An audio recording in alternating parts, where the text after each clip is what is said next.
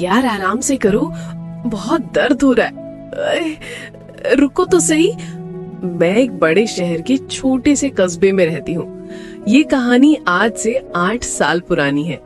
उस वक्त मैं सिर्फ 15 साल की थी और मेरी दुनिया बहुत छोटी थी।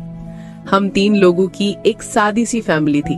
मेरे अब्बू असलम दूसरे शहर में मुलाजमत करते थे और मैं अपनी अम्मी नुसरत के साथ कस्बे में रहती थी। ये वाकया तब पेश आया जब हमारे करीबी रिश्तेदार इमरान की शादी दूसरे शहर में तय हुई। शादी की तैयारियां अपने उरूज पर थीं और गर्मियों के दिन थे। अब्बू पहले ही दूसरे शहर जा चुके थे। अम्मी और मैं बाद में जाने वाले थे। अम्मी को नए कपड़े सिलवाने थे। उन्होंने बाजार की हुजूम से बचने के लिए हमारे मोहल्ले के दर्जी कासिम को बुला लिया। वो दर्जी सिर्फ औरतों के कपड़े सिलता था और अपने काम में बहुत माहिर था।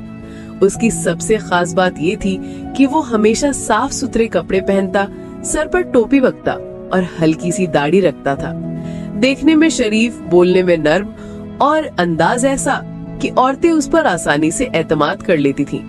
वो दर्जी वैसे भी अब्बू का पुराना दोस्त था, इसलिए अम्मी ने उसे बिना झिझक बुला लिया। उस रात जब कासिम आया, मैं सहन में बैठी थी। अम्मी ने दरवाजा खोला और उसे सलाम के साथ अंदर लाई। अम्मी ने कहा, बेटा देखो कौन आया है।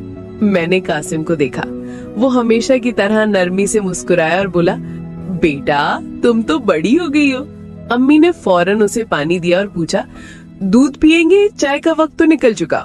कासिम मम्मी की बात सुनकर हंस दिया और बोला, जी मैं दूध पीने से इनकार नहीं कर सकता। अम्मी किचन में गई और दूध तैयार किया। मैं वहाँ बैठी रही और दिल ही दिल में सोचने लगी कि ये कासिम अंकल कुछ ज्यादा ही घर के लग रहे हैं। जब दूध खत्म हुआ, अम्मी ने कहा, आइए कमरे में चलते हैं, कपड़े और नाप ले लें। वो दोनों अंदर चले गए। मैं थोड़ी देर बाद उठी और पानी पीने के बहाने अंदर की तरफ चली गई। कमरे का दरवाजा बंद था मगर लॉक नहीं था। जैसे ही मैंने दरवाजा थोड़ा सा खोला, मेरे कदमों के नीचे से जमीन निकल गई। कासिम नाप ले रहा था। अम्मी खामोश खड़ी थी। उनका दुपट्टा उतरा हुआ था और कमरे में एक अजीब सी खामोशी थी। मुझे देखते ही दोनों एकदम डर गए। अम्मी ने जल्दी से दुपट्टा ठीक किया। कासिम फौरन पीछे हटा और बोला, बस बेटा मैं नाप ले रहा था, बाकी नाप मैं कल ले लूंगा। मैंने उसकी बात सुनकर अपना सर झुका लिया। मैंने अम्मी से कहा, अम्मी मुझे नींद नहीं आ रही थी इसलिए मैं अंदर आ गई। अम्मी ने मेरा हाथ पकड़ा और मुझे बाहर ले आई। कासिम ने जल्दी जल्दी कपड़े समेटे और बोला, बाकी काम कल करूंगा। मेरे दिल में कुछ हलचल जरूर पैदा हुई थी। अगली रात लगभग वही वक्त था। अम्मी ने मुझे जल्दी सुला दिया, मगर शायद उन्हें ये नहीं पता था कि मैं जाग रही हूँ। फोन की घंटी बजी। अम्मी बाहर गईं, दरवाजा खोला और कोई आहिस्ता आहिस्ता अंदर आया। ये कासिम ही था। इस बार वो सीधा उसी कमरे में चला गया। अम्मी ने उसे देखकर दरवाजा बंद कर दिया। मेरे दिल में अजीब अजीब से ख्यालात उठने लगे, मगर मैं खुद को संभाल कर लेटी रही। अम्मी कासिम से कह रही थी, ये बच्ची है, इसे कोई समझ नहीं आएगी।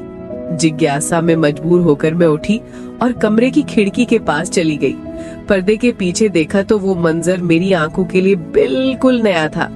मैं ठहर गई। मैं बिल्कुल सख्त हो गई। मैं हैरान भी थी और परेशान भी। कासिम और अम्मी एक दूसरे के बहुत करीब थे।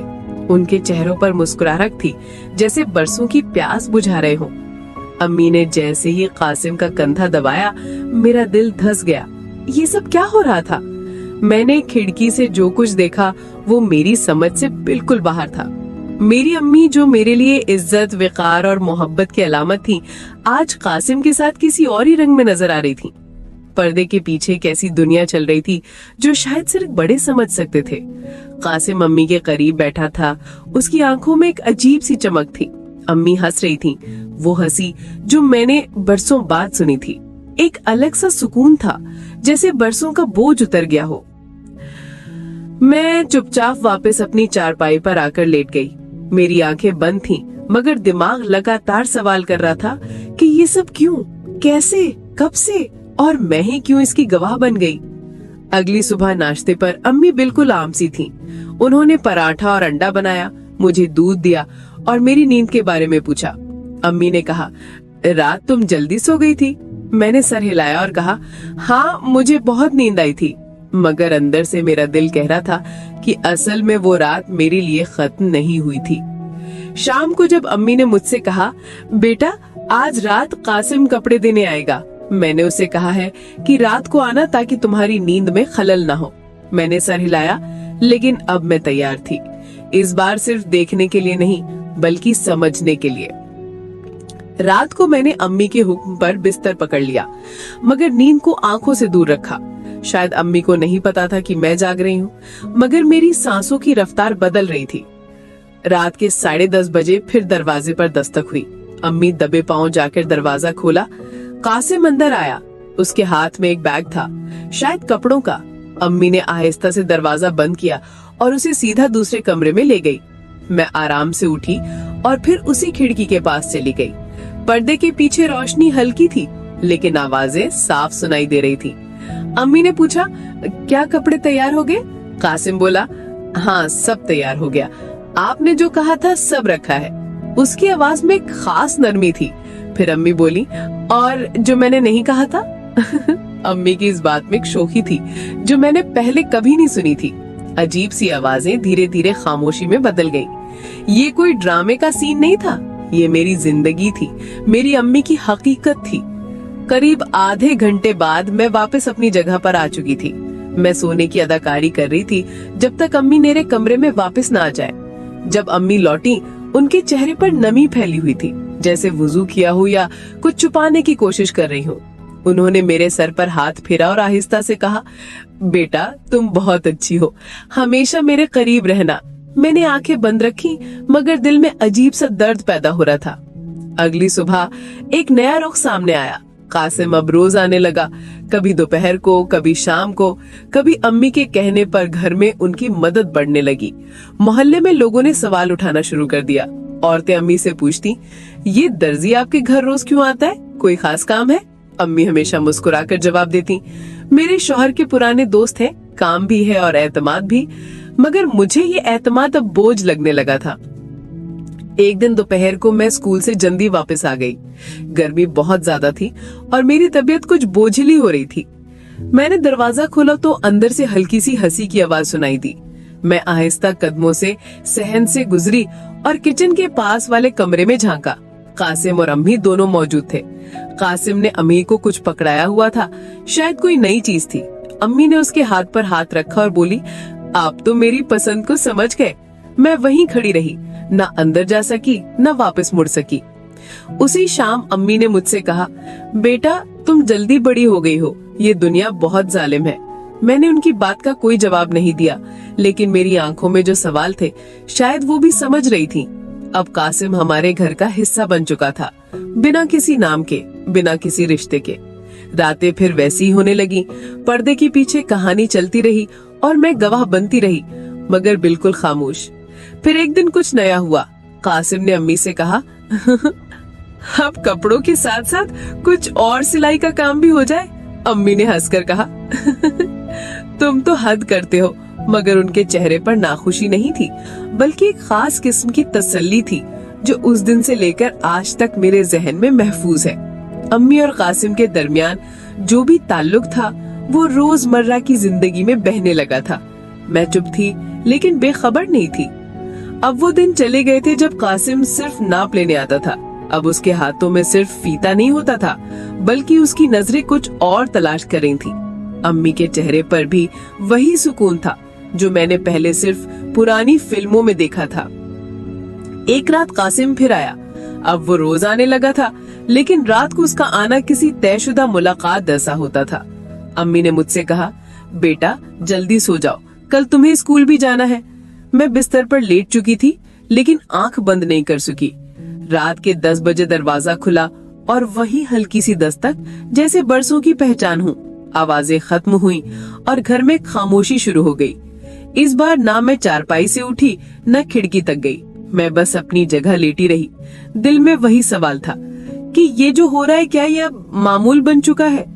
खैर सुबह अम्मी बहुत खुश लग रही थी।